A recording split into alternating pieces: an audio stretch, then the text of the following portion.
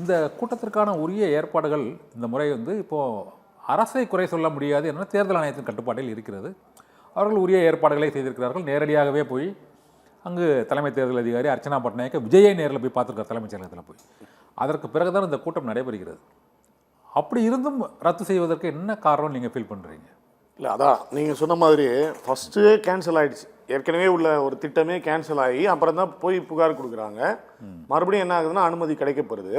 ஒரு இடத்த முடிச்சுட்டு அடுத்த இடம், அதுவும் குறிப்பாக வந்து முதல்வருடைய தொகுதி அப்படின்னு போகும்போது கூட்டத்தை பார்த்த உடனேவே அங்கே வந்து அவங்களுடைய ஆட்களே வந்து பார்த்தீங்கன்னா, அவங்களுடைய ஆட்கள்லாம் யார் இன்னைக்கு வந்து காவல்துறைன்னு சொல்லப்படுது.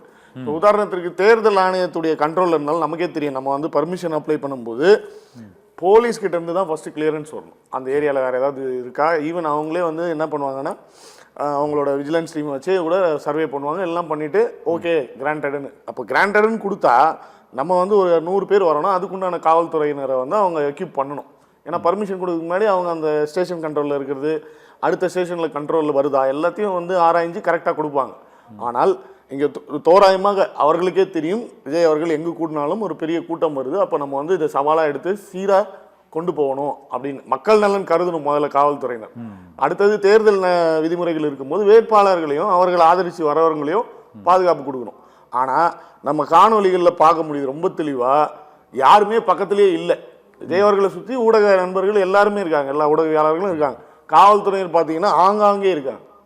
அப்போ இது என்ன ஆகுதுன்னா, அந்த கூட்டம் முடிக்கும் போதே வந்து இவர்கள் வந்து என்ன நினச்சிட்றாங்கன்னா, இல்லை இந்த கூட்ட கட்டுக்கடங்களை நம்ம அடுத்த ஒரு இடத்துக்கு போகும்போது இங்கேயே இந்த கூட்டத்தை ஸ்தம்பிக்க வைக்கிறதுக்கு பார்த்தீங்கன்னா ஏகப்பட்ட பஸ்ஸுகளை வந்து விட்டு ரோடை ஜாம் பண்ணி அடுத்த இடம் உள்ள என்ட்ரி அண்ட் எக்ஸிட் ரெண்டுமே வெளியே போக முடியாத அளவுக்கு முட்டுக்கட்டைகள் போட்டுருக்காங்க. பெரம்பூர்ல கொளத்தூர்ல நான் சொல்றேன், கொளத்தூர்லேருந்து தான் அடுத்த இடத்துக்கு போகணும். அப்போ கொளத்தூர்லேருந்து போகிறதுக்கு முன்னாடி அதோடைய 2 பக்கத்துலையும் ஃபுல்லாக ஏகப்பட்ட பஸ்ஸு, காலி பஸ்ஸு எல்லாத்தையும் விட்டு மொத்தமாக முடக்கியிருக்காங்க. அப்போ இவங்களுக்கே என்ன ஆயிடுச்சுன்னா, இல்லை இந்த கூட்டத்தோடய நம்ம கேரி ஓவர் ஆகும்போது மக்களுக்கு நிச்சயமாக பேருந்துகள்லாம் இயல்பாக போகிற மாதிரி இருந்தால் அந்த இயல்பாக போகல சார். நீங்கள் இன்னும் ஒரு சில வீடியோலாம் வருது பாருங்கள், லைனாக ஒரு 7-8 கவர்மெண்ட் பஸ்ஸு அப்படியே காலி பஸ்ஸு டிப்போவுக்கு போகிறதுன்னு ஒன்று வேறு ரூட்டு போகிற பஸ் எல்லாம் வந்து நிற்கிது.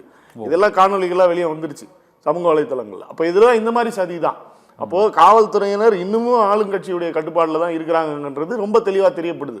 என்னதான் வந்து தேர்தல் ஆணையத்தில் இருந்து இவர்கள் மாற்றி அமைக்கப்பட்டாலுமே மொத்தமாக மாற்றலை. ஈவன் தான் பார்த்தீங்கன்னா அரசு அதிகாரிகள் கூட சில தேர்தல் பணியாளர்களாக வந்து இருந்திருப்பாங்க அந்த ஆர்ஓ ஆஃபீஸில் இருக்கவங்க எல்லாருமே.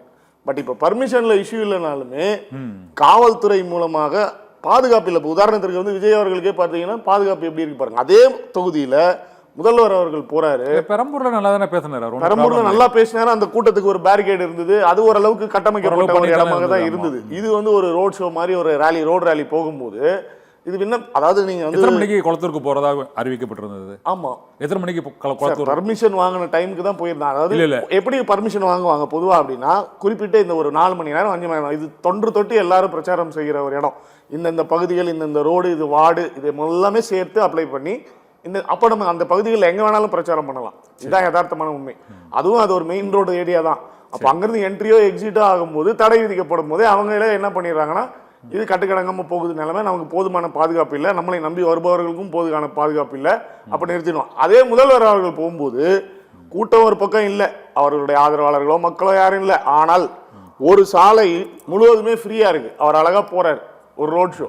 அந்த பக்கத்தில் கயிறுகளையோ இல்லை இதெல்லாம் வச்சு முடக்கி ஓரளவுக்கு வந்து சீர்படுத்துகிறாங்க. அப்போது ஒருத்தருக்கு ஒரு பாகுபாடு, இன்னொரு வேட்பாளருக்கு ஒரு பாகுபாடு அப்படின்னா இதுதான் வந்து நம்ம புரிஞ்சுக்கணும், மக்கள் இதுதான் புரிஞ்சுக்கணும். அதனால தான் தேர்தல் அதிகாரி தெளிவாக சொல்கிறாங்க, நீங்கள் வந்து பாதுகாப்பை not only for CM or other candidate சுயேட்சையாக இருப்பவர்கள் கூட நீங்கள் வந்து பாதுகாப்பு கொடுக்கணும் காவல்துறையினர். அப்போ பாரபட்சம் இல்லாமல் செயல்படுங்கன்றது தலைமை தேர்தல் ஆணையர் சொல்கிறாங்க. இதுக்கு வழக்கு வேற பதிவு பண்றாங்க. எதுக்கு? இவர்களுடைய இயலாமையோ இல்லை இவர்களுடைய சூழ்ச்சிக்கு விஜய் அவர்கள் வழக்கு பதிவு செய்யறாங்க. இந்த நேற்றைய இதில் பிரச்சனையில் இன்னொரு புகார் சொல்றாங்க என்னன்னா, 2 மணிக்கு அவர் குளத்தூருக்கு வர்றதா இருந்தது.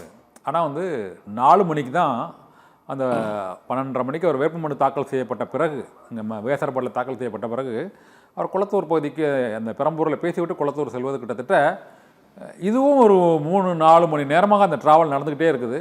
அதுக்கப்புறம் 4 மணிக்கு தான் அந்த குளத்தூர் போகிறார்.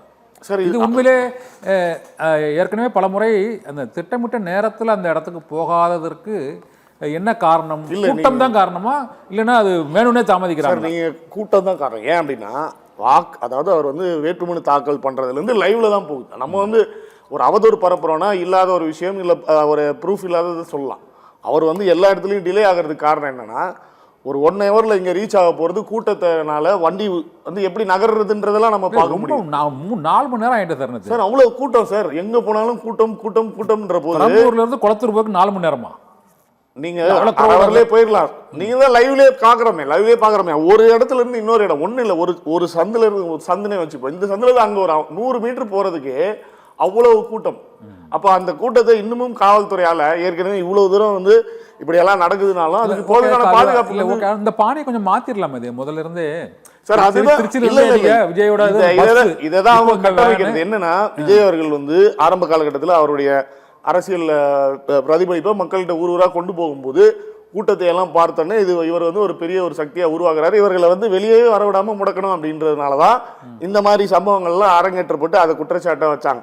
இப்போ தேர்தல் நேரங்களிலும் பார்த்தீங்க அப்படின்னா கிடையாது. இப்போ உதாரணத்துக்கு ஒரு முதல்வர் வேட்பாளர் அந்த ஆளுங்கட்சியில் ஒரு நல்ல ஒரு பிரமுகராக இருக்காரு, ஒரு ஸ்டார் வேட்பாளர், அப்படி இல்லைன்னா வந்து ஒரு மந்திரி அப்படின்னா எவ்வளோ சாதாரணமாக போயிடுவாங்களா? இங்கே வந்து கிட்டத்தட்ட ஒரு 500 மக்கள் இருப்பாங்கன்னே வச்சுப்போம்.